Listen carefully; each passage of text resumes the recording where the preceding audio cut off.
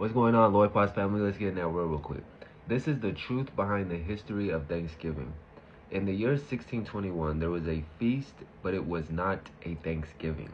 The event in 1621 did happen, and the feast consisted of a meal between 50 pilgrims and 90 Wampanoag men. It was a celebration of the autumn of harvest, a moment of peace, but it was not called Thanksgiving, and it was not a solemn religious holiday. It was a harvest festival, and the Wampanoag were present partly because two things. One, they heard gunfire and showed up and prepared for defense. Two, they had a mutual peace treaty with the Pilgrims. This feast was not a yearly tradition and was never repeated in this form. Pilgrims held real Thanksgiving days, but they were religious fast days. Puritan Thanksgiving meant something totally different. It was a day of fasting, of intense prayer, and reflecting on Elohim's mercy. So the 1621 feast was not that. Later generations merged the stories into the holiday as we know it in the 1800s, the 19th century. The peace treaty was strategic, not romantic. The Wampanoag leader, Massasoit, made the treaty with the Pilgrims because of essentially three things. His tribe had been devastated by a plague. He needed allies against rival tribes. The Pilgrims needed help to survive. Once again, not romantic. It was a political move for survival, not a warm friendship for romanticism. The treaty held for about 50 years, impressive but fragile. Within one generation, peace collapsed.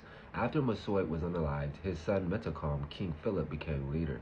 English expansion increased, land hunger grew, and tensions exploded. This led to the King Philip's War during 1675 and 1676, one of the deadliest wars per capita in American history. Entire native villages destroyed, many Wampanoag sold into slavery, and the Wampanoag political structure was wiped out. This is why many native people say the Thanksgiving myth ignores what happened next.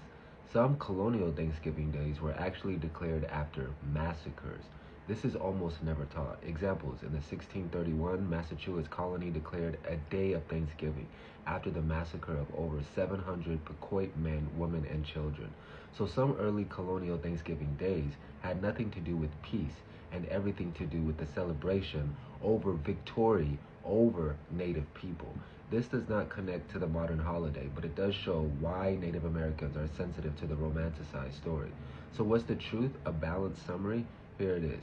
There was a peaceful 1621 harvest meal. The Wampanoag helped the Pilgrims survive. There was a real peace treaty for a moment, and this was a moment of cooperation. Modern Thanksgiving is not based on a pagan holiday. The peace was temporary. Colonization destroyed native lands, cultures, and lives, and later Thanksgiving days were declared after native massacres. The holiday was reshaped in the 1800s to create a national myth. So native groups in this category say they don't hate Thanksgiving, they love gratitude, family, and food, but don't erase the ancestral suffering. Don't teach children a cartoon version of history. We want the truth behind the historicity of what happened. They want Americans to enjoy the holiday, but with honesty, compassion, and awareness. Let me know what you think in the comments below about Thanksgiving. Like, comment, share, follow. Happy Thanksgiving, brothers and sisters.